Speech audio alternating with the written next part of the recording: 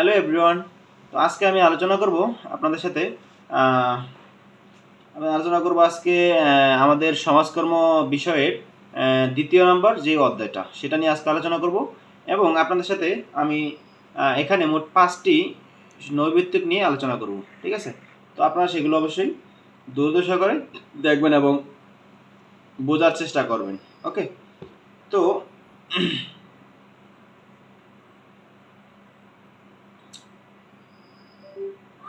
তো এখানে আজকের প্রশ্ন হলো আমাদের পেশনা কোন ধরনের আচরণ।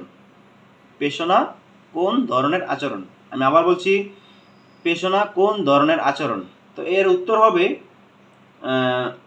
অভ্যন্তরীণ আচরণ, যেটা হলো মানুষের বাহিরের দিকের আচরণ। ঠিক আছে, পেশনার 3টি প্রধান বৈশিষ্ট্য লেখো। পেশনার বৈশিষ্ট্য কয়টি?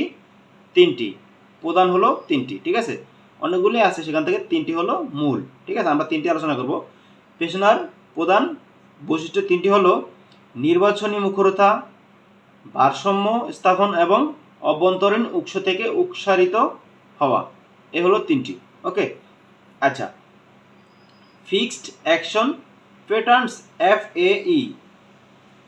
আচ্ছা, এখানে 2টা প্রশ্ন কিন্তু হতে পারে, আপনারা কিন্তু বোঝার চেষ্টা করবেন। FAE এর পূর্ণরূপ কি? এর পূর্ণরূপ হতে পারে ফিক্সড অ্যাকশন প্যাটার্নস, এটা হতে পারে। এবং যদি বলা হয় ফিক্সড অ্যাকশন প্যাটার্ন FAF কি, এটা বলতে পারেন। তো এটার উত্তর হবে প্রাণীর নির্দিষ্ট লক্ষ্যের দিকে আলোচনা, প্রাণীর নির্দিষ্ট লক্ষ্যের দিকে আচরণ করার সহজাত প্রভৃতি ফিক্সড অ্যাকশন প্যাটার্ন বা FAP। ওকে, তো এটা এখানে 2টা প্রশ্ন হয়ে যেতে পারে, তো আপনারা এটা অবশ্যই খুব মানে ভালো মতো বুঝতে চেষ্টা করবেন।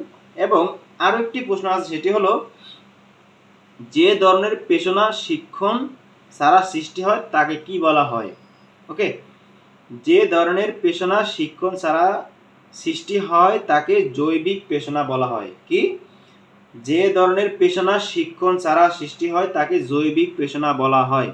যে ধরনের পেশনা শিক্ষণ ছাড়া সৃষ্টি হয় তাকে জৈবিক পেশনা বলা হয়। আমি প্রশ্নটা 4বার কেন বললাম, তা নিয়ে প্রশ্নটা জাতীয় বিশ্ববিদ্যালয় 2013 এবং 14 এবং 16 সালে আসছে, ওই জন্য এটা আমি খুব ইম্পর্টেন্ট মনে করে আপনাদের সাথে শেয়ার করলাম। ওকে, আচ্ছা, এরপরে আপনাদের সাথে আরো একটি প্রশ্ন নিয়ে আলোচনা করব। To move. টু মুভ এ শব্দটি কোন শব্দ থেকে এসছে? এই শব্দটি এসছে মুভ এয়ার শব্দ থেকে। টু মুভ এই শব্দটি এসছে। ওকে, তো আজকে এই 5টাই প্রশ্ন, আর কোনো প্রশ্ন আজকে হবে না। তো নেক্সট ভিডিওতে আমি অন্য অন্য বিষয় নিয়ে আলোচনা করবো। তো আপনি সব ভালো থাকবেন, সুস্থ থাকবেন। আল্লাহ হাফিজ।